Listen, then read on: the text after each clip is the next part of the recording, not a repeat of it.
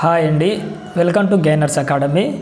ఈరోజు ఆంధ్రప్రదేశ్ సిలబస్లో భాగంగా ఈవీఎస్ ఆల్రెడీ థర్డ్ క్లాస్ అయిపోయింది, ఫోర్త్ క్లాస్ అయిపోయింది, ఫిఫ్త్ క్లాస్లో సెమిస్టర్ 1 కూడా కంప్లీట్ చేశాము. ఎవరైనా చూడకపోతే అది చూసి ఇక్కడ చూడడానికి ప్రయత్నం చేయండి. ఇది ఈవీఎస్ ఫిఫ్త్ క్లాసు రెండవ సెమిస్టర్. ఆల్రెడీ ఫస్ట్ సెమిస్టర్లో 6 లెసన్స్ అయిపోయాయి. ఇది సెకండ్ సెమిస్టరు. ఇందులో మనము 7th లెసన్ నుంచి చూద్దాము. 7th లెసన్ మనకు ఎవరు సేవ చేస్తారు, నెక్స్ట్ ప్రపంచాన్ని చూసి వద్దాం, నెక్స్ట్ ప్రమాదాలు, దానికి చేయాల్సిన ప్రథమ చికిత్సలు, భారత స్వాతంత్రోద్యమం, అవని నుండి అంతరిక్షం, ఎర్త్ టు మూన్.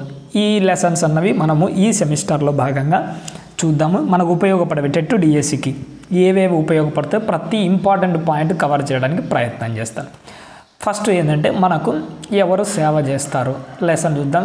ఇక్కడ అల్లూరు అనే ఒక గ్రామం గురించి మొదట మెన్షన్ చేశారు. అది ఒక పురస్కారం పొందుకుంది. ఏంటంటే స్వచ్ఛతే సేవ అన్న పురస్కారాన్ని పొందుకున్న గ్రామం ఏంటంటే అల్లూరు గ్రామం. ఇక్కడ నేర్చుకోవాల్సింది ఏంటంటే ఆ అల్లూరు గ్రామంలో చాలా రకాలైన వసతులు ఉన్నాయి. ఎందుకు ఆ పురస్కారం వచ్చిందంటే ఆ గ్రామంలో ప్రతి వీధిలో మురికి నీటిని సౌకర్యంతో కూడిన రోడ్లు, అంటే మురికి నీరు పారడానికి సపరేట్గా డ్రైనేజ్ సిస్టము అన్నది ఆ రోడ్లు కలిగి ఉన్నాయట. వ్యర్థాలను వేస్ట్ను ఎలా అంటే అలా కాకుండా దానిని మేనేజ్మెంట్ చేసి చక్కగా నిర్వహిస్తున్నారు. సౌరశక్తితో నడిపే వీధి దీపాల ఏర్పాటు, సోలార్ సిస్టమ్ వాడుతున్నారు. ఏది వీధి దీపాలకు స్తంభాలపైన. పరిశుభ్రమైన త్రాగునీరు ఇస్తున్నారట.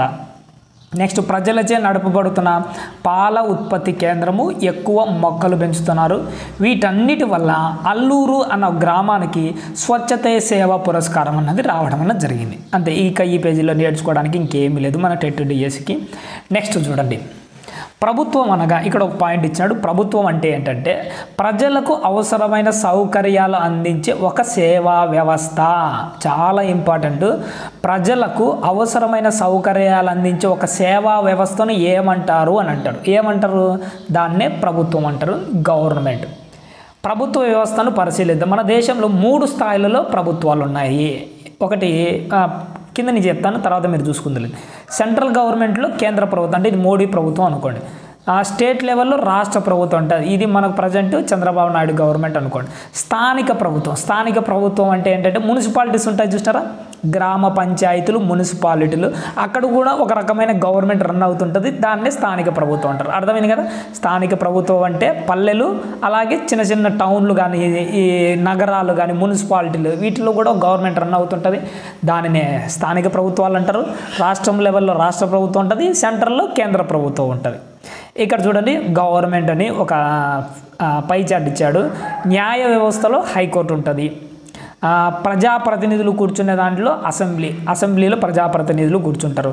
సచివాలయం ద్వారా, అంటే ఆంధ్రప్రదేశ్ సచివాలయం ద్వారా, అంటే గ్రామ సచివాలయం కాదు ఇది మన రాజధానిలో ఉండే సచివాలయం. దీని ద్వారా పరిపాలన అన్నది నిర్వహించబడుతూ ఉంటుంది. పైకి జరుపుతున్నాం చూడండి. ఇక్కడ స్థానిక ప్రభుత్వం. స్థానిక ప్రభుత్వంలో మనం తెలుసుకోవాల్సింది ఏంటంటే గ్రామ పంచాయతీ మొదటగా తెలుసుకోవాలి. ఈ గ్రామ పంచాయతీలో ప్రతి 5 ఏళ్ళకు ఒకసారి 18 ఏళ్ళు నిన్న పైబడిన వాళ్ళందరూ ఓట్లు వేసి గ్రామ పంచాయతీ సభ్యులను ఎన్నుకోవడం అనేది జరుగుతుంది. గ్రామ పంచాయతీ పెద్దను, లేదంటే నాయకుడిని ఏమంటామంటే సర్పంచ్ అంటాం. ఇది మనకు బాగా తెలుసు. సర్పంచ్ ఎన్ని సంవత్సరాలు? 5 సంవత్సరాలు పదవీ కాలంలో ఉంటాడు. సర్పంచ్ను ఎవరు ఎన్నుకుంటారు? ఓటర్లు గ్రామ పంచాయతీ సర్పంచ్ను అలాగే సభ్యులను కూడా ఎన్నుకుంటారు. ఈయన 5 ఏళ్ళు ఉంటాడు పరిపాలన. ఇక్కడ నేర్చుకోవాల్సింది ఇంకేమీ లేదు. నెక్స్ట్ గ్రామ సచివాలయం అంటే ఈ మధ్య కాలంలో ప్రతి ఊర్లో ఒక సచివాలయాన్ని ఏర్పాటు చేశారు చూస్తారు. ఇది గ్రామ సచివాలయం. గ్రామీణ ప్రాంత ప్రజలకు వారికి కావాల్సిన సేవలు పారదర్శకంతో అందించడానికి కొంతమంది ఉద్యోగుల చేత ప్రభుత్వం ఏర్పాటు చేసిన వ్యవస్థే గ్రామ సచివాలయ వ్యవస్థ. ఇందులో 11 మంది ఉద్యోగులు ఉంటారు. ఎంతమంది? గుర్తుపెట్టుకొని 11 మంది. ఓకేనా? పైకి జరుపుతున్నా, ఇక్కడ ఏం లేదు. నెక్స్ట్ గ్రామ పంచాయతీ లెవెల్ అయిపోయినాక మండల పరిషత్. కొన్ని గ్రామాలు కలిసి ఒక మండలం ఏర్పడుతుంది. మన రాష్ట్రంలో 679 మండలాలు ఉన్నాయి. చాలా ఇంపార్టెంట్, గుర్తుపెట్టుకోండి. 6, 7, 8 లేదు, ఇక్కడ 9 ఉంది. అర్థమవుతుందా? 6, 7, 8 లేదు, 9, 6, 7, 9 679 మండలాలు ఉన్నాయి. మండల అభివృద్ధి అధికారులు మండల స్థాయిలో అన్ని సంక్షేమ అభివృద్ధి కార్యక్రమాలు నిర్వహిస్తారు. ఏది మంచి, ఏది ఎలా ఉండాలని ఈ మండలకు సంబంధించిన అధికారులు ఉంటారు. ఒక్కొక్కరు చూపిస్తాను నేను. వాళ్ళు వాళ్ళ బాధ్యతలు నిర్వహిస్తుంటారట.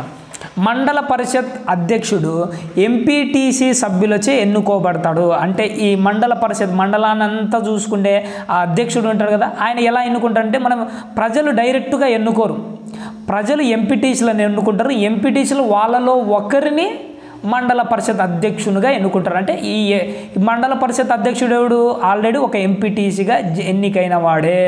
క్లారిటీ వచ్చిందా? ప్రజలందరూ ఎంపీటీసీలను ఎన్నుకుంటారు. ఎంపీటీసీలు వాళ్ళలో ఒక ఉదాహరణకు ఒక 50 మంది ఎంపీటీసీలు మనం అందరం ఎన్నుకున్నాం. ఈ 50 మందిలో ఎవడైతే వీళ్ళలో ఒకరిని ఒక అధ్యక్షునిగా ఎన్నుకుంటారు. అంటే ఇదంతా మామూలుగా ఎట్లా జరుగుతుంది, ఎవడు ఎక్కువ డబ్బులు ఇచ్చా అని పెట్టుకుంటారు లేండి. మళ్ళీ మీరు అక్కడ ఇక్కడ అనేరు. క్లారిటీ మీకోసం చెప్తాను అంతే, జస్ట్ ఓకేనా. అంత రాజకీయాలు, అంత కుట్ర సరలేదు. మామూలుగా రియాలిటీలో అయితే ఈ ఎంపీటీసీలు అందరూ మండల పరిషత్ అధ్యక్షుడిని ఎన్నుకోవడం జరుగుతుంది.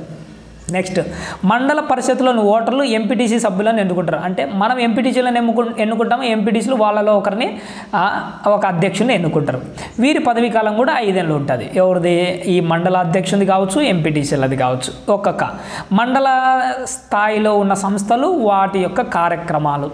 మొదట మండల పరిషత్ కార్యాలయం, దీనిని ఎంపీడీఓ ఆఫీస్ అంటాం. గుర్తుపెట్టుకొని, చాలా ఇంపార్టెంట్.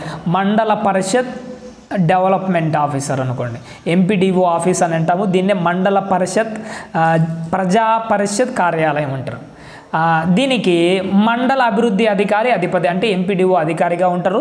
ప్రాథమిక విద్య అందించేలా చూస్తుంది ఈ ఆఫీసులో ఉన్న వాళ్ళు. అలాగే వ్యవసాయము, పశువుల పెంపకం, చేపల పెంపకం, కోళ్ళ పరిశ్రమ అభివృద్ధి ఇవన్నీ చూసుకుంటారు. ఇక్కడ మనం కన్ఫ్యూజ్ చేయడానికి ఏమి ఇస్తాడు, ప్రాథమిక విద్యను చూసుకునేది ఎవరు అని ఈ మండల పరిషత్ కార్యాలయం ఆప్షన్లో ఇచ్చాడు. అది ఏం లేదు, ఎడ్యుకేషన్ సంబంధించింది కదా, దీనికి దానికి సంబంధం లేదని ఆన్సర్ రాయం, మనం కన్ఫ్యూజ్ అవుతాం. గుర్తుపెట్టుకోండి, ఓకేనా, క్లారిటీగా. నెక్స్ట్, రోడ్డు నీటిపారుదల నిర్మాణాలు, మరమ్మతులు ఏమన్నా అంటే అవి కూడా చూసుకుంటారట వీళ్ళు. రక్షిత మంచినీరును అందించడం, ఆరోగ్యం, మహిళా శిశు సంరక్షణ, పారిశుద్ధ్యము, ఈ కార్యక్రమాలన్నీ ఈ మండల పరిషత్ ఆఫీస్ వాళ్ళు చూసుకుంటారు. Next, police station. ప్రతి మండలంలో ఒక పోలీస్ స్టేషన్ ఉంటుంది. దీనికి సబ్ ఇన్స్పెక్టర్ అధిపతిగా ఉంటాడు. ఎస్ఐ శాంతి భద్రతలు కాపాడుతూ ఉంటాడు. ప్రజల నుండి ఫిర్యాదులు స్వీకరించి నమోదు చేసి వారి పరిష్కారానికి కృషి చేస్తారు. వీళ్ళు ఏం కృషి చేస్తారో మనకు తెలియదు కానీ చదువుకోవాలి అంతే.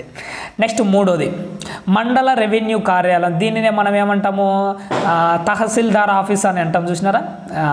దీనినే మండల ఎంఆర్ఓ ఆఫీస్ అంటారు, ఒక్కొక్క పేర్లతో పిలుస్తుంటారు. దీని మండల రెవెన్యూ కార్యాలయం లేదంటే తహసీల్దార్ కార్యాలయం. దీని తహసీల్దార్ అధిపతి, ఎంఆర్ఓ అధిపతి. ఈయన ఏం చేస్తాడు, గ్రామ రెవెన్యూ అధికారుల పనితీరును సమీక్షిస్తారు. గ్రామ రెవెన్యూ అధికారులు అంటే విఆర్ఓలు ఏమేమి పనులు చేస్తున్నారని చూసుకుంటూ ఉంటారు. ప్రజల నుండి ఫిర్యాదులు స్వీకరించి వాటిని విచారణ చేస్తాడు. అంటే ఈ భూమికి రిలేటెడ్గా ఉండేటి అనుకోండి. ఎంపీడీఓలతో కలిసి అవసరమున్న వారి సంక్షేమ కార్యక్రమాలు అందిస్తారు. అంటే ఆ ఎంపీడీఓ ఈ ఎంఆర్ఓ ఇద్దరు కలిసి సంక్షేమ కార్యక్రమాలు మ్యూచువల్గా చేసుకుంటూ ముందుకు వెళ్తారట. కుల ధృవీకరణ, ఆదాయ అంటే ఇన్కమ్ క్యాస్ట్ సర్టిఫికెట్లు జారీ చేస్తారు. వెట్టి చాకిరీ పనిచేసే ప్రజలను విముక్తి చేస్తాడు. రైతులకు పట్టా పుస్తకాలు జారీ చేస్తారు. భూ సంబంధమైన సమస్యలు, ఎన్నికలు నిర్వహిస్తారు. ఇది చాలా ఇంపార్టెంట్. మండల డివిజన్ లెవెల్లో ఎన్నికలు నిర్వహించేది పైన జిల్లా కలెక్టర్ అయితే, ఇక్కడ మాత్రం ఎంఆర్ఓ. ఓకే. నెక్స్ట్, ప్రాథమిక ఆరోగ్య కేంద్రము. దీనికి హెల్త్ ఆఫీసర్ అంటే ఆరోగ్య అధికారి అధిపతిగా ఉంటారు. ప్రతిరోజు సామాన్య రోగులతో వచ్చేవాళ్ళ రోగులను పరిశీలన చేస్తారు. ఉప ఆరోగ్య పిహెచ్సిలు ఉంటాయి కదా, మిగతాటి దానికి రిలేటెడ్గా ఉన్నాయి, వాడి కేంద్రాలు నిర్వహిస్తాడు. వారి కార్యకలాపాలను పర్యవేక్షిస్తుంటాడు. మండలంలో జాతీయ ఆరోగ్య కార్యక్రమాలు అమలు పరుస్తూ ఉంటారు. నెక్స్ట్, తల్లి బిడ్డ సంక్షేమ పథకంలో భాగంగా సురక్షితమైన కాన్పులకు బాధ్యత వహిస్తారు. చాలా ఇంపార్టెంట్. తల్లి బిడ్డ కాన్పులో భాగంగా సురక్షితమైన కాన్పులకు బాధ్యత వహించేది ఎవరు అంటారు, ప్రాథమిక ఆరోగ్య కేంద్రంలో ఉన్న ఆరోగ్య అధికారి. దీని నెక్స్ట్, బ్యాంకు.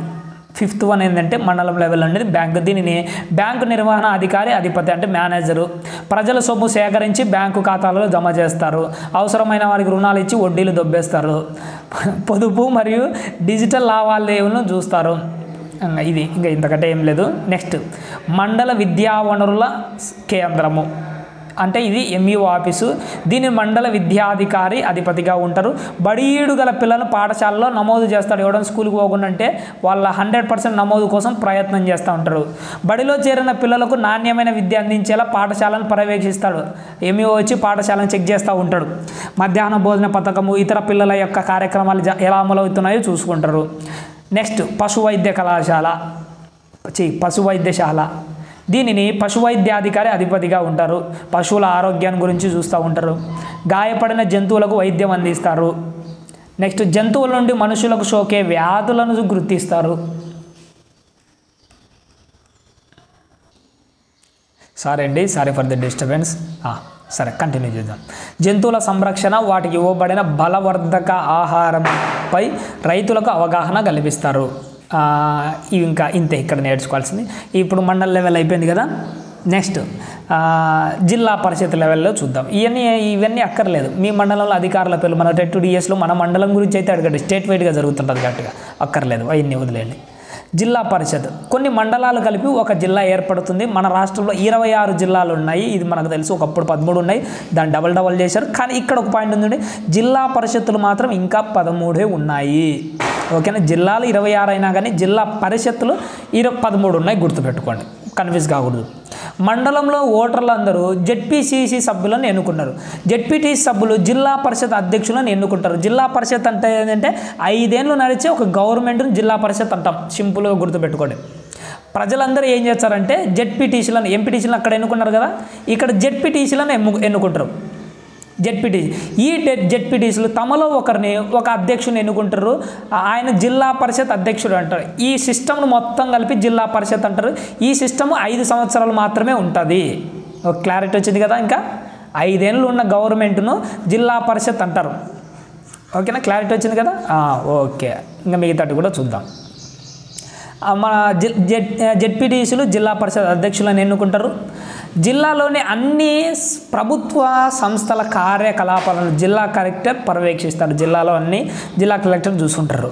నెక్స్ట్ పురపాలక మరియు నగరపాలక సంస్థలు. గ్రామ పంచాయతీలు అయిపోయినాయి కదా. స్థానిక సంస్థలలో భాగంగా పురపాలక సంఘాలు కూడా ఉంటాయి.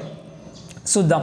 పట్టణాలు నగరాలలోని స్థానిక ప్రభుత్వాలలో ఏమంటారంటే పురపాలక నగరపాలక సంస్థలు అంటారు. అంటే మీ మున్సిపాలిటీలో గవర్నమెంట్ రన్ అవుతుంటుంది, గ్రామాలలో గవర్నమెంట్ రన్ అవుతుంటుంది. గ్రామ పంచాయతీ నాకు చూసాం కదా. ఇప్పుడు ఏంటి పురపాలకం, పట్టణాలు లేదా నగరాలు కూడా. పట్టణాలు అంటే సింపుల్గా ఉండేటి. ఉదాహరణకు మా కడప డిస్టిక్లో అనుకోండి, జమ్మలమడుగు అనేది ఒక పట్టణం. నగరం అంటే కడపనే ఒక నగరం. మీ దగ్గర ఒక చిన్న టౌన్ ఉంటుంది చూసినారా, అది ఒక పట్టణం. అలాగే విజయవాడ అని అనుకోండి, అది ఒక నగరం. ఇది వాటిలో ఒక గవర్నమెంట్ రన్ అవుతుంటుంది. వాటినే పురపాలక సంస్థలు లేకపోతే నగరపాలక సంస్థలు అని మాట్లాడతాం. మన రాష్ట్రంలో 74 పురపాలక సంస్థలు ఉన్నాయి. ఎన్ని ఉన్నాయి? 74 పురపాలక సంస్థలు ఉన్నాయి. 16 నగరపాలక సంస్థలు ఉన్నాయి. బాగా గుర్తుపెట్టుకోండి, 74, 16. ఓకేనా. మొత్తం కలిపితే ఏమవుతాయి? 90 అవుతాయి. ఇక్కడ మొత్తం కలిపితే 90 అవుతాయి. కానీ ఇక్కడ 74, 16 అని గుర్తుపెట్టుకోండి. 74, 16. ఇక్కడ 74 పురపాలక సంస్థలు, 16 మాత్రమే నగరపాలక సంస్థలు. పురపాలక సంఘానికి చైర్పర్సన్ హెడ్గా ఉంటారు. నగరపాలక సంస్థలలో మేయర్ అధిపతులుగా ఉంటారు. ఈ చైర్పర్సన్నే చైర్మన్ అని కూడా అంటారు. ఓకేనా. పురపాలక సంఘానికి అంటే పురపాలక 5 ఏళ్ళు ఉన్న గవర్నమెంట్ ఉంటారు చూసినారా, ఆ సంస్థను హెడ్ని ఏమంటారు? చైర్పర్సన్ అంటారు, లేకపోతే చైర్మన్ అంటారు. నగరపాలక సంస్థలు ఉన్న హెడ్ని ఏమంటారు? మేయర్ అంటారు. పురపాలక నగరపాలక సంస్థలు ఒకే రకమైన విధులే నిర్వహిస్తాయి. ఓకేనా. ఏమేం పనులు చేస్తాయి? ఈ 2 ఆసుపత్రులను ఏర్పాటు చేస్తాయి, గృహాలు పార్కుల నిర్మాణము, జనన మరణ ధృవీకరణ పత్రాలు జారీ చేస్తాయి, వీధి దీపాలను ఏర్పాటు చేస్తాయి అంటే లైట్లు స్తంభాలకు ఉండేవి, చెత్తను శుభ్రం చేయడము, వ్యర్థాలను తొలగించడం, రక్షణ మంచినీటిని కల్పించడము, రోడ్ల నిర్మాణం, మరమ్మతుల నిర్వహణ, ఇవన్నీ లోకల్ గవర్నమెంట్ అంటే ఇవి చూసుకుంటాయి. ఇక్కడ మనం నేర్చుకోవాల్సింది ఏం లేదు. మన గవర్నర్ పేరు అబ్దుల్ నజీర్, ప్రజెంట్ ఉన్న ఆయన పైన. నెక్స్ట్ కేంద్ర ప్రభుత్వం, సెంట్రల్ గవర్నమెంట్. రాష్ట్రపతి భారతదేశ రాజ్యాంగ అధిపతి. కన్ఫ్యూజ్ కాకండి, ఇక్కడి నుంచి నెంబర్ ఆఫ్ క్వశ్చన్స్ కన్ఫ్యూజ్గా అడుగుతున్నాడు. భారతదేశ రాజ్యాంగ అధిపతి అంటే రాష్ట్రపతి, అర్థమైంది. ఒకవేళ అలా కాకుండా కేంద్ర ప్రభుత్వానికి నాయకుడు అంటే ప్రధానమంత్రి. కన్ఫ్యూజ్ కాకుండా. కేంద్ర ప్రభుత్వం అంటే 5 ఏళ్ళు ఉన్న ప్రభుత్వానికి అధిపతి ఎవరు? ప్రధానమంత్రి. అదే రాజ్యాంగాధిపతి అంటే ఎవరు? రాష్ట్రపతి వస్తాడు. ప్రధానమంత్రిని రాష్ట్రపతి నియమిస్తాడు. ఈ ఎలక్షన్లో ఒక పార్టీ నాయకుడు గెలిచాడు అనుకోండి, ఇప్పుడు రాష్ట్రపతి ఆ పర్సన్ని తీసుకొని వచ్చి ప్రధానమంత్రిగా నియమిస్తాడు. క్లారిటీ వచ్చింది కదా, డౌట్ ఏం లేదు కదా. నెక్స్ట్ దాంట్లోకి వెళ్దాం. ప్రధానమంత్రి సలహా మేరకు, ఆ తర్వాత ప్రధానమంత్రి సలహా మేరకు మంత్రిమండలిని రాష్ట్రపతి నియమిస్తాడు. ఎవరు నియమించేది? మంత్రిమండలిని కూడా రాష్ట్రపతి నియమిస్తాడు. ఎవరు సలహా మేరకు? మోడీ చెప్తున్నాడు అంటే వాళ్ళనే, ఎవరు చెప్తే వాళ్ళకి ఇచ్చేస్తాడు ఆ ప్రభుత్వం, ఆ మంత్రిమండలిని. కేంద్ర ప్రభుత్వం ఏమేమి? తపాలా, రైల్వేలు, టెలికాం, విమానాశ్రయాలు, ప్రకృతి విపత్తుల నిర్వహణ వంటి మొదలగు సేవలను చూసుకుంటుంది. వీటితో పాటు ఆర్మీ ఇలాంటివన్నీ చాలా చూసుకుంటుందిలేండి. ఇక్కడ నేర్చుకోవాల్సింది ఏంటంటే నెక్స్ట్ న్యాయ వ్యవస్థ. భారత ప్రజాస్వామ్యంలో న్యాయ వ్యవస్థ ఒక మూల స్తంభం లాంటిది. ఇది చాలా ఇంపార్టెంట్. ఇలాంటివి అడుగుతూ ఉంటాడు ఎక్కువగా. ఏమని? భారత ప్రజాస్వామ్య వ్యవస్థలో మూల స్తంభం లాంటిది ఏంటి అంటాడు. అప్పుడు రాజ్యాంగం ఇచ్చాడు, సెంట్రల్ గవర్నమెంట్ ఏంటంటో ఇచ్చాడు. అప్పుడు మీరు కన్ఫ్యూజ్ అవుతారు. కానీ మనకు టెక్స్ట్ బుక్ ప్రామాణికం ఏది? న్యాయ వ్యవస్థ అనే రాయాలి. హైకోర్టు అనేది రాష్ట్రాల్లో అత్యున్నత న్యాయస్థానం. ఎందుకు? రాష్ట్రంలో హైకోర్టు, దేశం లెవెల్లో సుప్రీంకోర్టు. ఓకేనా. నెక్స్ట్ ప్రభుత్వ సంస్థలు, ప్రభుత్వ ఆస్తి. ప్రభుత్వానికి ఆస్తి ఎలా వస్తుంది? మనం ప్రభుత్వానికి డబ్బులు రకరకాల పన్నుల రూపంలో చెల్లిస్తాం. ఇదే గవర్నమెంట్కు ఆస్తి రూపంలో చేకూరుతుంది. అంతే, ఇక్కడ ఏం లేదు. మన దేశంలో 3 స్థాయిలలో ప్రభుత్వాలు ఉన్నాయి. ఇందాక చెప్పాను, స్థానిక ప్రభుత్వం, రాష్ట్ర ప్రభుత్వం, కేంద్ర ప్రభుత్వం. అంతే, ఇక్కడ ఏం లేదు నేర్చుకునేది. నెక్స్ట్ ప్రపంచాన్ని చూసి వద్దాం. నెక్స్ట్ లెసను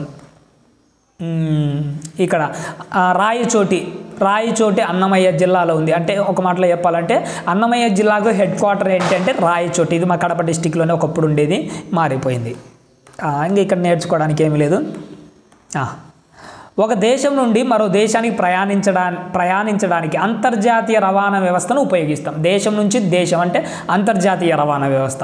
విదేశాలకు వెళ్ళడానికి వాయు మార్గము, జల మార్గాలు చాలా ప్రధానమైనవి. ఎందుకంటే రోడ్డు మార్గాలు చాలా వరకు మనకు తక్కువ ఫెసిలిటీస్ ఉంటాయి, కానీ వాయు మార్గాలు, జల మార్గాలు చాలా బాగా ఉపయోగపడుతూ ఉన్నాయి. ఇక్కడ చూడండి, మనము విదేశాలకు ఎందుకు వెళ్తామంటే ఉన్నత చదువుల కోసం వెళ్తారు కొంతమంది, వివిధ ప్రదేశాలను సందర్శన టూరిస్ట్ కోసం వెళ్తారు, క్రీడల్లో పాల్గొనడానికి వెళ్తారు, ఉద్యోగరీత్యా వెళ్తారు, వ్యాపార రీత్యా వెళ్తారు. ఇలా చాలామంది చాలా రకాల అవసరాల కోసం ఎక్కడికి వెళ్తారు? విదేశాలకు వెళ్తూ ఉంటారు. ఇక్కడ ఇంకా నేర్చుకునేది ఏం లేదు. నెక్స్ట్ ఎగుమతులు, దిగుమతుల గురించి ఒక పాయింట్ ఇక్కడ మెన్షన్ చేశాడు. ఎందుకంటే పరిచయం చేస్తున్నారు పిల్లలకు. మన ప్రదేశంలో దొరికే లేదా తయారు చేసే ఉత్పత్తులు లేక సరుకులు అధికంగా ఉంటే మన దగ్గర ఎక్స్ట్రా ఉండే దాన్ని ఏం చేస్తాం? ఇతర ప్రదేశాలకు పంపుతాం. ఈ పద్ధతిని ఏమంటారంటే ఎగుమతి అంటారు. మన దగ్గర నుంచి ఇతర దేశాలకు పంపించారు, దీన్ని ఎక్స్పోర్టింగ్ అంటారు. ఎగుమతి ద్వారా విదేశీ కరెన్సీ లభిస్తుంది. ఉదాహరణకు మనకు అమెరికాకు పంపించాం వస్తువులు, అమెరికా నుంచి డాలర్లు మన దేశానికి వస్తాయి, దాన్ని విదేశీ కరెన్సీ అంటారు. ఇది ఆయా దేశాల ఆర్థిక వృద్ధికి తోడ్పడుతుంది. అంటే మన దేశంలో డెవలప్ కావడానికి మనకు అవసరమైన ఉత్పత్తులు ఇతర దేశాల నుండి దిగుమతి చేసుకుంటాం. మనకు పెట్రోలియం లేదు, పక్క నుంచి తెచ్చుకుంటాం, అవసరమైనది దిగుమతి చేసుకుంటాం. ఇంకా ఇక్కడ నేర్చుకోవడానికి ఏం లేదు. నెక్స్ట్ పైకి జరుగుతున్న ఇక్కడ చూడండి, మన పివి సింధు గురించి మాట్లాడుతున్నారు. ఈమె పేరు పివి సింధు. పివి సింధు అంటే పూసర్ల వెంకట సింధు. ఏం పేరు? పివి సింధు అంటే పూసర్ల వెంకట సింధు. ఈమె ఏం చేసింది? ఒలింపిక్ క్రీడల్లో భారతదేశం తరఫున మొట్టమొదటిసారి 2016లో ఒలింపిక్స్లో రజత పథకాన్ని సాధించిన మొదటి భారతీయ మహిళ. 2016లో ఒలింపిక్స్లో రజత పథకాన్ని సాధించింది. తర్వాత 2019లో ప్రపంచ బ్యాడ్మింటన్ ఛాంపియన్షిప్లో గోల్డ్ మెడల్ కూడా సాధించింది. ఈమె ఆటల్లో పాల్గొనే సందర్భంలో స్విట్జర్లాండ్కు, మలేషియా, రియో డి జనీవా ఇలాంటి దేశాలకు ఎన్నో దేశాలను సందర్శించడం అనేది జరిగింది. భారత ప్రభుత్వం ఈమెకు పద్మభూషణ్, పద్మశ్రీ, రాజీవ్ కేల్కతం అంటున్నారు. సరే ఏంటి ఏమేమి అవార్డులు గుర్తుపెట్టుకోవాలి. పద్మభూషణ్, పద్మశ్రీ, రాజీవ్, కేల్రత్న ఈ 3 అవార్డులతో ఈమెను సత్కరించింది. నెక్స్ట్ రాష్ట్ర ప్రభుత్వం అంటే తెలంగాణ గవర్నమెంట్ డిప్యూటీ కలెక్టర్ ఉద్యోగం ఇచ్చి గౌరవించింది. మనం ఇంత కష్టపడి చదువుతుంటే డిప్యూటీ కలెక్టర్లు కాలేకపోతాం. ఈమె గేమ్స్ ఆడి డిప్యూటీ కలెక్టర్ అయిపోయింది. దీనికంటే మనం చదువుకోకుండా గేమ్స్ ఆడడం మేలేమో. సరేలేండి, మళ్ళీ మీరు గేమ్స్ ఆడాలి, ఆమె మాత్రం సాధించలేరులే. నెక్స్ట్ ఈ ఒక కొటేషన్ చెప్పింది, చాలా ఇంపార్టెంట్. కొటేషన్లు అడుగుతాడు, గాంధీ గారు చెప్పే కొటేషన్లు ఇది ఎవరు చెప్పినారని. పివి సింధు చెప్పిన కొటేషన్ ఏంది, కలలు గనాలంట కష్టపడు సాధించు. ఈ కొటేషన్ చెప్పింది ఎవరు అంటాడు, ఎవరు, పివి సింధునే చెప్పింది. నెక్స్ట్ లంబసింగి అనేది విశాఖపట్నం జిల్లాలో ఒక గిరిజన ప్రాంతము. దీనిని ఆంధ్ర కాశ్మీర్ అంటారు. ఎన్నిసార్లు అడుగుతున్నాడో, జీకేలో కూడా అడుగుతున్నాడు ఈ క్వశ్చన్. ఆంధ్ర కాశ్మీర్ అని దేన్ని అంటారు, విశాఖపట్నంలోని లంబసింగి. అక్కడ -డిగ్రీలకు కూడా వెళ్ళిపోతుంటుంది అప్పుడప్పుడు. అందుకోసమే ఈ లంబసింగి అనే ప్రాంతంలో ఇప్పటికీ యాపిల్స్ పండిస్తున్నాడు, వాతావరణం సెట్ అవుతుందని. ఓకేనా, పైగా జరుపుతున్నాం.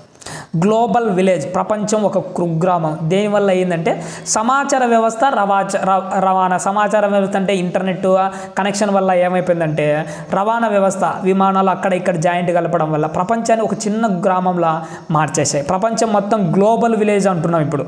సమాచార వ్యవస్థలో, రవాణా వ్యవస్థలో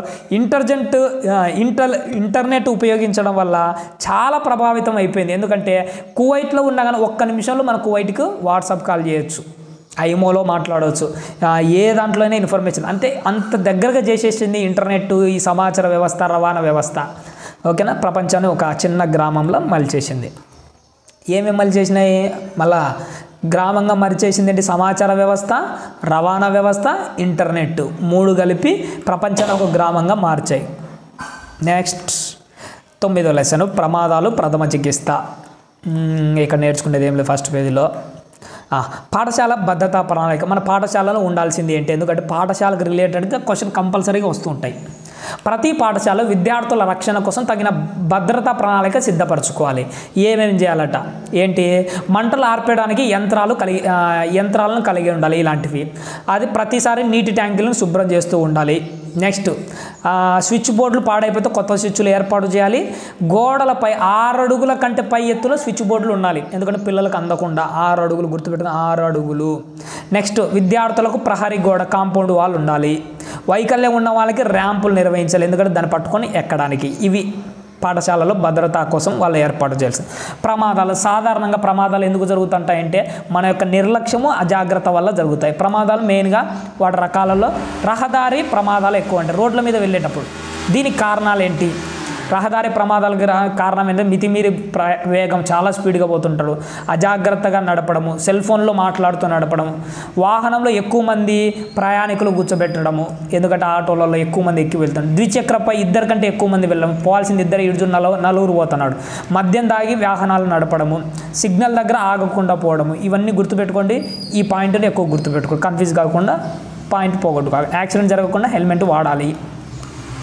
నెక్స్ట్ నీటి ప్రమాదాలు. ఇందాక రోడ్డు ప్రమాదాలు చూసినాం కదా, ఇప్పుడు నీటి ప్రమాదాలు. పిల్లలు కొంతమంది ఏం చేస్తుంటారంటే ఈత రాకపోయినప్పటికీ చదువులలో ఈత కొట్టడానికి పోతూ ఉంటారు. ఇట్లా సందర్భంలో ఎక్కువగా నీటిలో మునిగిపోయి చనిపోతుంటారు. వీటినే నీటి ప్రమాదాలు అంటారు. ఇవి తరచుగా చిన్నపిల్లలకు జరుగుతుంటాయి. ఈ ఈత కొట్టడానికి తీసుకోవాల్సిన జాగ్రత్తలు. చెరువు కాలంలో ఈతలు కొట్టడానికి ఈత తెలిసిన వాళ్ళతో వెళ్ళాలి. ఫస్ట్ పాయింట్, శిక్షకుల సహాయంతోనే ఈత నేర్చుకోవాలి. సరైన మార్గదర్శకంతో ఈత కొట్టాలి. నెక్స్ట్ చెరువులు, కాలువలు లోతైన ప్రాంతంలోకి వెళ్ళకూడదు, ఎందుకంటే నేర్చుకునే టైంలో. మీకు తెలుసా పడవ ప్రమాదాలు, తెలుసు అంటే తెలుసుకోవాలి. ఏంటి పడవ ప్రమాదాలు జరగడానికి ప్రధాన కారణం ఏమిటంటే జాగరూకతతో లేకపోవడం, అనుభవం లేని వ్యక్తులు పడవలు నడపడం, పరికరాల యొక్క వైఫల్యం, ఆ పడవల ప్రయాణంలో సుడిగుండాలు రావడం, పరిమితికి మించి జనాలు దాంట్లోకి ఎక్కియడం, ఇవన్నీ పడవ ప్రయాణాలు జరగడానికి కారణాలు. నెక్స్ట్ ప్రథమ చికిత్స. అసలు ప్రథమ చికిత్స అంటే ఏంటి అన్నది ఒకసారి చూద్దాము. సాధారణంగా మీ శరీర భాగాలు కాలి గాయాలు అయినప్పుడు, ఏదైనా శరీర భాగానికి మనకి ఏదైనా చేయి కానీ వేలు కానీ కాలింది అనుకోండి, గాయం అవుతుంది కదా, అప్పుడు మీ అమ్మ ఆ గాయం మీద ఏం పోస్తుంది, నీరు పోస్తుందట. నీరు పోస్తుంది, గాయాలకు పసుపు రాస్తుంది, దుమ్ము పోవడానికి కళ్ళతో ఊదుతుంది, ఫు అని ఊదుతుంది కదా. ఇవన్నీ ఏంటంటే ప్రథమ చికిత్స. అంటే ఒక డాక్టర్ దగ్గరికి వెళ్ళక ముందు మనం చేసే దాన్ని ఏమంటారంటే ప్రథమ చికిత్స. దీనివల్ల మనకు బాధ తగ్గుతుంది, ఎటువంటి సమస్యలు రాకుండా ఉంటుంది. అంటే ఇంకా సింపుల్గా చెప్పాలంటే ప్రథమ చికిత్స ఆసుపత్రికి వెళ్ళేలోపు బాధితుడికి అందించాల్సిన తక్షణ చికిత్సనే ప్రథమ చికిత్స అంటారు. ఓకేనా, హాస్పిటల్కి వెళ్ళే ముందు హాస్పిటల్ బాధితుడికి తక్షణ చికిత్స అని ఏమంటారంటే ప్రథమ చికిత్స అంటారు. వెళ్ళిన తర్వాత వెంటనే డాక్టర్ ఒక ట్రీట్మెంట్ మొదలు పెడతారు, దాన్ని ట్రామా కేర్ అంటారు. ట్రామా కేర్ ఆల్రెడీ నేను ఇంతకుముందు క్లాసులలో దీని గురించి ఎక్స్ప్లెయిన్ చేశాను. హాస్పిటల్కి వెళ్ళిన వెంటనే యాక్సిడెంట్ అయిపోతాయి కదా, వెంటనే హాస్పిటల్కి జాయిన్ అవ్వగానే మనకు ఆ ట్రీట్మెంట్ ఇస్తారు డాక్టర్లు, దాన్ని ట్రామా కేర్ అంటారు. ప్రథమ చికిత్సలో పెట్టెలో ఉండాల్సింది. ప్రథమ చికిత్సలో ఏమేమి ఉండాలి? దూది ఉండాలంట, టింక్చర్ అయోడిన్ ఉండాలంట, ఆయింట్మెంట్ ఉండాలంట, మెడికేటెడ్ ప్లాస్టర్ ఉండాలంట, కత్తెర, bandage cloth, antiseptic cream, petroleum jelly, సబ్బు, జ్వరమాపిని, ఇవి మనకు ప్రథమ చికిత్సా పెట్టెలో ఉండాల్సింది. ఎగ్జామ్లో ప్రథమ చికిత్సా పెట్టెలో లేనిదేంటి గుర్తించండి అంటాడు, ఇవన్నీ ఇచ్చాడు. లేనిదేందో తెలియాలంటే ఉన్నదేంటో తెలుసుకోవాలి మీరు. ఓకేనా? పైకి జరుపుతున్నా. గాయాలకు ప్రథమ చికిత్స ఎలా చేయాలి? ఫస్ట్ గాయాలైన తర్వాత ఏం చేయాలి? తడి దూదిని ఉపయోగించి గాయాన్ని, ఏది తడి దూదిని గుర్తుపెట్టుకొని, తడి దూదిని ఎందుకు గాయాలకు ప్రథమ చికిత్స, అది కాకుండా ఏది ఒట్టిది కాకుండా తడిది దూదిని ఉపయోగించి గాయాన్ని సబ్బు నీటితో కానీ యాంటీసెప్టిక్ లోషన్తో కానీ ఫస్ట్ శుభ్రం చేయాలట. దూదితో టింక్చర్ అయోడిన్ కానీ యాంటీసెప్టిక్ క్రీములు కానీ రాయాలి. నెక్స్ట్ గాజు గుడ్డతో కట్టి పైన ప్లాస్టర్ వేయాలి. ఇది ప్రథమ చికిత్స. కాలిన గాయాలకు ప్రథమ చికిత్స ఏంటి? కాలిన గాయంపై కొంతసేపు చల్లని నీరు పోయాలి కంటిన్యూగా. కాలిన గాయం ఒకవేళ తీవ్రమైనది అయితే లేపనం పోయాలి. లేపనం అంటే ఆయింట్మెంటు.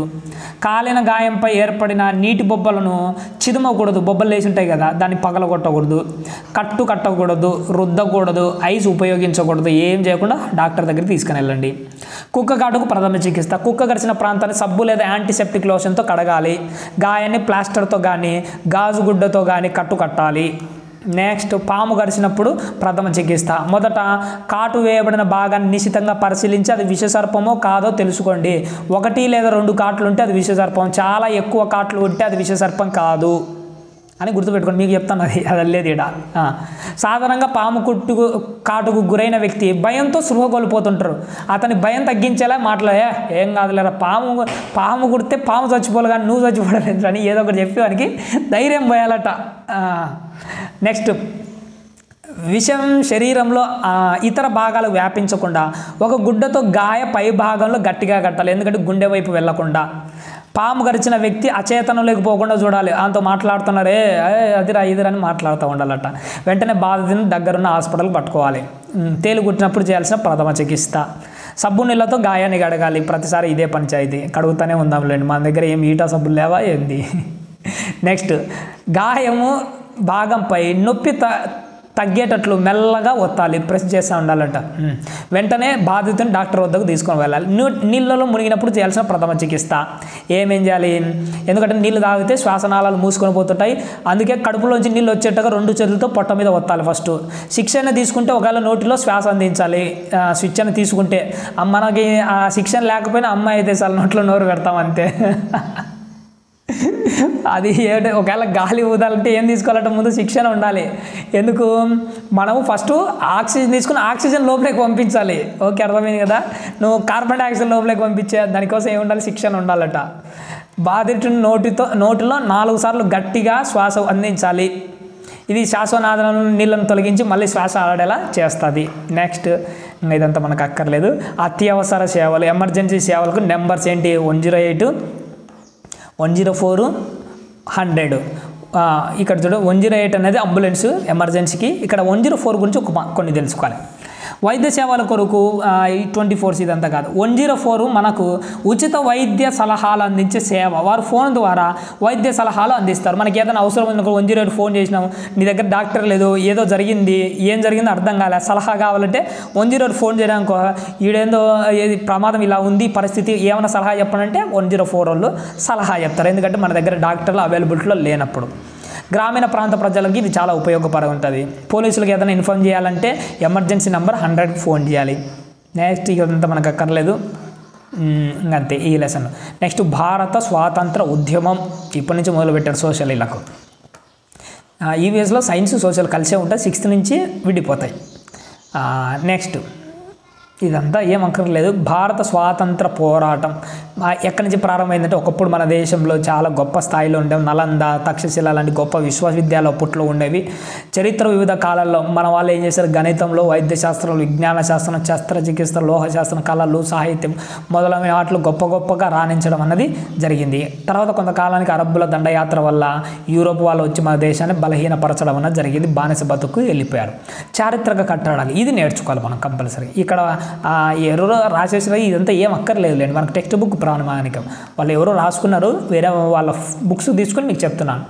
ఇదంతా ఏం లేదు, మనకు టెక్స్ట్ బుక్ ప్రామాణికం. ఉన్నది నేర్చుకుందాం, లేని దాని జోలికి పోయి ఉన్నదాన్ని పోగొట్టుకోకండి.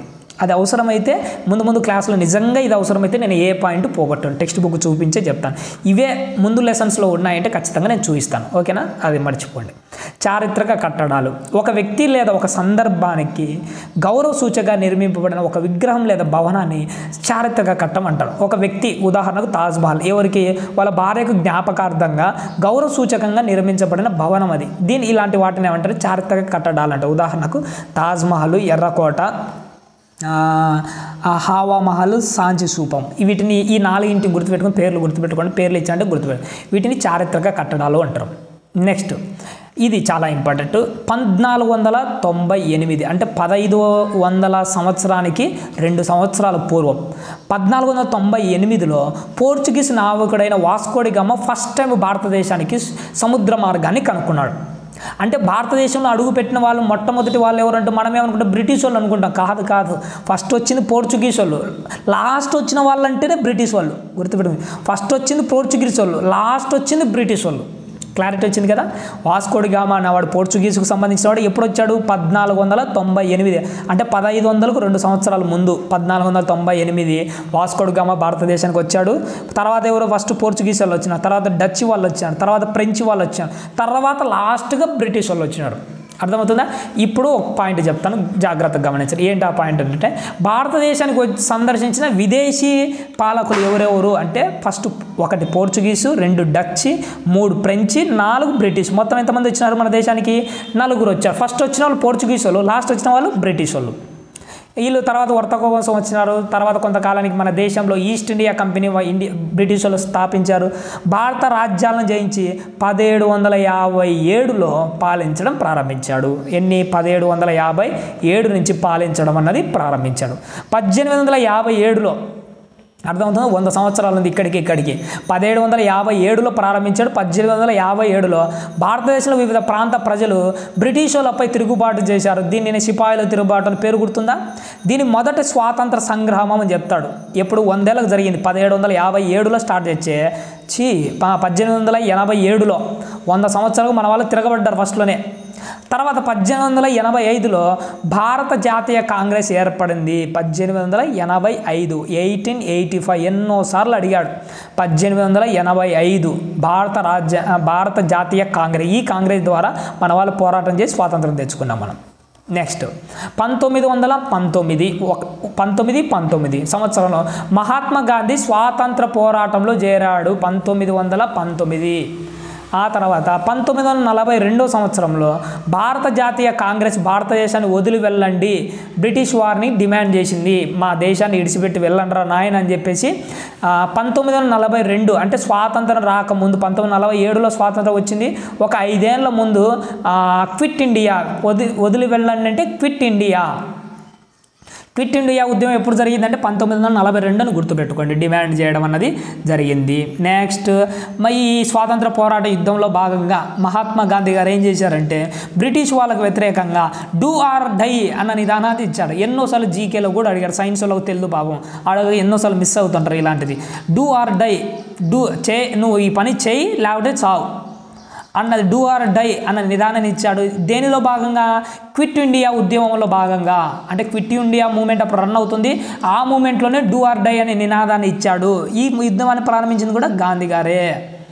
మొత్తానికి 1947 ఆగస్టు 14 అర్ధరాత్రి స్వాతంత్రం వచ్చింది. తెల్లారి నుంచి ఆగస్టు 10 నుంచి మనం స్వాతంత్ర దినోత్సవాలు చేసుకుంటూ ఉన్నాము. తర్వాత స్వాతంత్రం వచ్చిన తర్వాత రాజ్యాంగ పరిషత్ బిఆర్ అంబేద్కర్ నేతృత్వంలో ఒక కమిటీని ఏర్పాటు చేసింది. ఆ కమిటీ మనకు రాజ్యాంగాన్ని తయారు చేసి 1950 జనవరి 26 నుండి మనము ఆ రాజ్యాంగాన్ని అమలులోకి తెచ్చుకున్నాం. ఆ రోజున మనం గణతంత్ర దినోత్సవంగా జరుపుకుంటాము. 1950 జనవరి 26 దాన్ని గణతంత్ర దినోత్సవం అంటారు. కానీ 1949 నవంబర్ 26 24 ఈ డేట్ ఎంత నాకు గుర్తుకు ఉంటే కామెంట్ చేయండి. ఆ రోజున ఏమైందంటే మన రాజ్యాంగం ఆమోదం పొందింది. నెక్స్ట్ ఇయర్ జనవరి 26న మనకు అమల్లోకి వచ్చింది. నెక్స్ట్ పైకి జరుపుతున్న ఇక్కడ ఇయర్స్ ఉన్నాయి. ఈ ఇయర్స్ చాలా ఇంపార్టెంట్, గుర్తుపెట్టుకోండి. 1498 యూరోపియన్లు భారతదేశ సముద్ర మార్గాన్ని కనుగొన్నాడు వాస్కో డి గామా. ఈ గామాగాడు వచ్చినాడు మన దేశాన్ని 1498 అంటే 1500కు 2 సంవత్సరాల ముందు, అలా గుర్తుపెట్టుకోండి. నెక్స్ట్ 1750లో బ్రిటిష్ వాళ్ళు పరిపాలన చేయడం ప్రారంభించారు. 1857 100 ప్రజలు తిరుగుబాటు చేశారు, సిపాయిల తిరుగుబాటు. 57 తర్వాత 1885 కాంగ్రెస్ ఏర్పడింది. 1905 బెంగాల్ విభజన, అప్పుడు బెంగాల్ విభజన చేస్తాడు, బెంగాల్ను విభజిస్తే కోపం వచ్చి మన వాళ్ళు వందే మాత్రం ఉద్యమాన్ని ప్రారంభిస్తాడు. ఇప్పుడు 2 పాయింట్లు, బెంగాల్ విభజన అన్న 1905, వందే మాత్రం ఉద్యమం ఉన్న 1905. దాని తర్వాత 1919 2 గుర్తుపెట్టుకో, 19 స్వాతంత్ర పోరాటంలో గాంధీజీ గారు నాయకత్వం వహించారు. నెక్స్ట్ 1919 తర్వాత 1 సంవత్సరం 20 సహాయ నిరాకరణోద్యమాన్ని గాంధీ గారు స్టార్ట్ చేశాడు. 20 తర్వాత డైరెక్ట్ 30 ఉప్పు సత్యాగ్రహాన్ని స్టార్ట్ చేశాడు. 30 తర్వాత 42 ఇందాక చెప్పాను క్విట్ ఇండియా ఉద్యమాన్ని, డూ ఆర్ డై అని ఇక్కడ చెప్పాడు, మా భారతదేశాన్ని విడిచిపెట్టుకుంటారా అని చెప్పాడు. ఆ తర్వాత 5 ఏళ్లకు మనకు స్వాతంత్రము రావడం అనేది జరిగింది. ఆంధ్రప్రదేశ్లో స్వాతంత్ర సమరయోధులు వీళ్ళు ఎవరంటే మన ఆంధ్రప్రదేశ్ సంబంధించి అల్లూరి సీతారామరాజు గారు మనకు బాగా తెలుసు, దుగ్గిరాల గోపాలకృష్ణయ్య, దువ్వూరి సుబ్బమ్మ, గాడిచెర్ల హరి సర్వోత్తమరావు గారు, కొండ, ఇక్కడ నుంచి ఈ పేర్లు మనకు ఐడియా ఉంటుంది, పైటు మాత్రమే గుర్తుంటాయి, వీటిని కూడా గుర్తుపెట్టుకోండి. కొండ వెంకటప్పయ్య, పొనాక కనకమ్మ, పొట్టి శ్రీరాములు అంటే గుర్తుంటుంది, ఏం ప్రాబ్లం. టంగుటూసి ప్రకాశం పంతులన్నా గుర్తుంటాయి, వీళ్ళిద్దరు గుర్తుండరు, వీళ్ళు ఎవరు కొత్త వాళ్ళు అనుకుంటారు, కానీ గుర్తుపెట్టుకుంటే స్వాతంత్ర సమర యోధులే. ఇంకా ఉన్నారు ఎవరు దేశవ్యాప్తంగా, భగత్ సింగ్ నాకు బాగా ఇష్టమైన పర్సన్, బతకడమా చంపడమా అనే టైపు మా పౌరుషం కలిగినవాడు. Next Lal Bahadur Shastri, Balagangadhar most talented person. నిజంగా చెప్పాలంటే వీరోచితమైన క్యారెక్టర్ బాలగంగాధర్ తిలక్. నిజంగా చెప్పాలంటే నేను కొన్ని చరిత్ర గ్రంథాలు చదివినప్పుడు గాంధీ గారి మీద అయినా నాకు చాలాసార్లు కోపం వచ్చింది, కానీ బాలగంగాధర్ తిలక్ చరిత్ర చదివినప్పుడు నేను గులాం అయిపోయిన, అంత గొప్ప వ్యక్తిత్వం కలిగినవాడు. సరేలే ఎప్పుడైనా చదవండి. నెంబర్ 1 నాకు తెలిసి ఈయన వల్లనే 90% స్వాతంత్రం వచ్చింది మనకు, లేకపోతే ఇంకా అట్రల్ ఫ్లాప్ అయ్యేటోళ్ళం. సర్లే నెక్స్ట్ రాణి లక్ష్మీబాయి, సుభాష్ చంద్ర బాబ్బా నెంబర్ 1 క్యారెక్టర్ అయ్యా మనకు, ఈయన ఉన్నా కానీ మేలే. ఇంకా వీళ్ళంతా వీళ్ళ గురించి మనం ఏం చెప్పలేదు. జవహర్ లాల్ నెహ్రూ ఏం పోరాడినాడో మనకు తెలియదు, కానీ ఇంకా వదిలేద్దాం మన గురించి. అంబేద్కర్ గారు మంచిది, మనకు రాజ్యాంగాన్ని ఇచ్చే గొప్ప వ్యక్తిత్వం కలిగిన వాడు. వర్ధాభాయ్ పటేల్, దేశం ఐక్యంగా ఉన్నదంటే ఈయన వల్లనే, అందరినీ ఒక్కటిగా చేసినాడు, చాలా కష్టపడినాడు. వీళ్ళందరూ స్వాతంత్ర సమరయోధులు. ఇక్కడ మనం నేర్చుకోవాల్సింది అదే. వాస్కోడి గామా 98లో వచ్చాడు.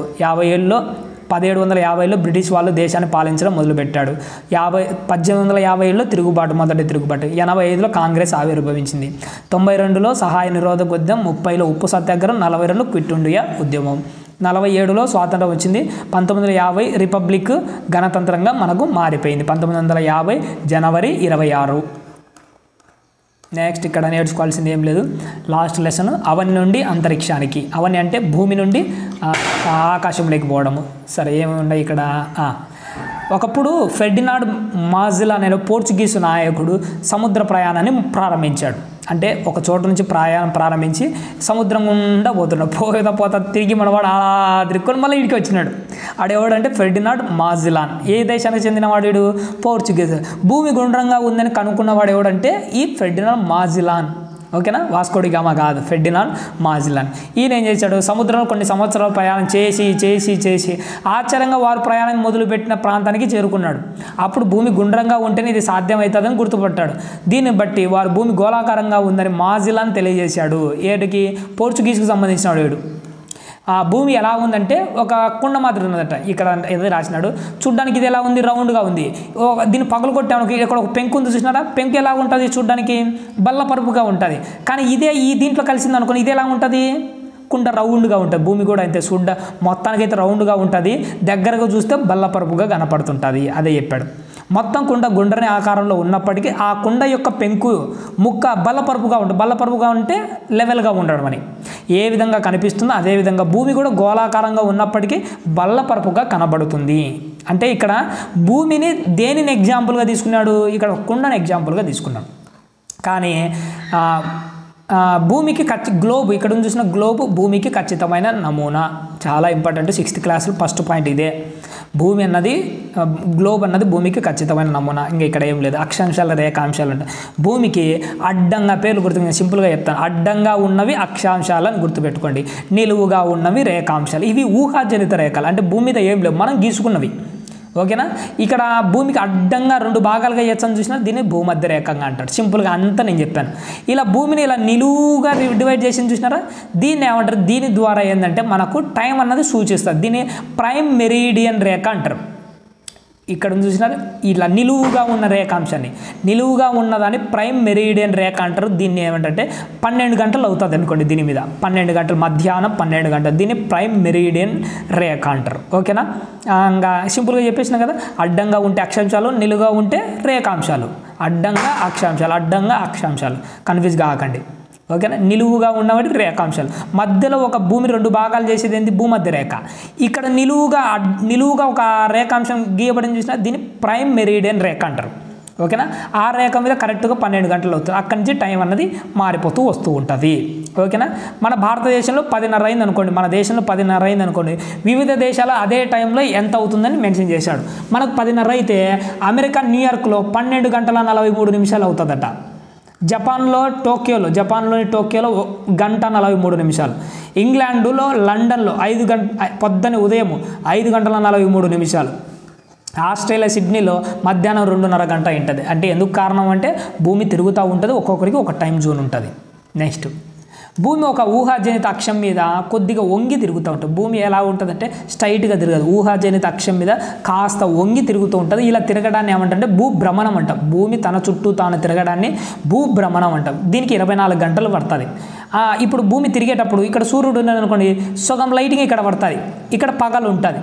దీనికి ఆపోజిట్లో ఏముంటుంది, వెనకాల చీకటి ఉంటుంది కదా, చీకటిని రాత్రి అంటాం. అంటే ఇప్పుడు ఇక్కడ ఇలా మారే కొద్దీ పగలు వెళ్ళిపోతుంటుంది, చీకటి వస్తూ ఉంటుంది. అర్థమవుతుందా. ఇలా అంటే పగలు రాత్రి ఏర్పడడానికి కారణం ఏంటి, భూభ్రమణం. భూమి తన చుట్టూ తాను తిరగడం వల్లనే పగలు రాత్రులు ఏర్పడుతున్నాయి. ఆ పాయింట్ గుర్తుపెట్టుకోండి. నెక్స్ట్, భూమి తన చుట్టూ తాను తిరుగుతూ సూర్యుని చుట్టూ కూడా తిరగడానికి భూ పరిభ్రమణం అంటారు. దీనికి 365 రోజులు పడతాయి. కరెక్ట్గా చెప్పాలంటే 365 1/4. ఇలా 1/4 4 రోజులు, 4 సంవత్సరాలు కలిపితే ఒక రోజు ఎక్స్ట్రా అవుతుంది. అప్పుడు మనకి ఏమైంది, 366 డేస్ అవుతాయి. ఒక రోజు ఎక్కువ వచ్చింది కదా, దాన్ని ఫిబ్రవరిలో కలిపేస్తాం, దాన్ని లీప్ సంవత్సరం అనేస్తాం. ఇంకేం లేదు. దీనికి ఇలా భూమి సూర్యుని చుట్టూ తిరగడం వల్ల, ఇక్కడ ఉదాహరణకి ఇక్కడ ఉంది, సూర్యుని చుట్టూ తిరుగుతూ వస్తుంది చూసినా, ఇలా తిరగడం వల్ల మనకు ఋతువులు ఏర్పడతాయి. 6th క్లాస్లో ఫస్ట్ లెసన్లో ఋతువుల గురించి ఆల్రెడీ నేను చెప్పేసినాను, సోషల్ అంతా 6th క్లాస్. అక్కడ చూడండి క్లారిటీ వస్తుంది, ఋతువులు ఎలా ఏర్పడతాయి, ఏ ఋతువులు ఎప్పుడు ఏర్పడతాయి. ఓకే. ఋతువులు ఏర్పడడానికి భూ పరిభ్రమణం కారణం, పగలు రాత్రి ఏర్పడడానికి భూభ్రమణం, భూమి తన చుట్టూ తాను. ఋతువులు ఏర్పడడానికి భూ పరిభ్రమణం. భూ పరిభ్రమణం వల్ల ఋతువుల్లో మార్పులు సంభవిస్తాయి. ఇంకేం లేదు ఇక్కడ. నెక్స్ట్, ఖగోళ దూరదర్శిని సహాయంతో మనం నక్షత్రాలను, గ్రహాలను, ఉపగ్రహాలను పరిశీలించవచ్చు భూమి మీదనే. దేనితో, ఖగోళ దూరదర్శిని అంటే ఆస్ట్రోనాటికల్ టెలిస్కోప్ అంటారు దాన్ని.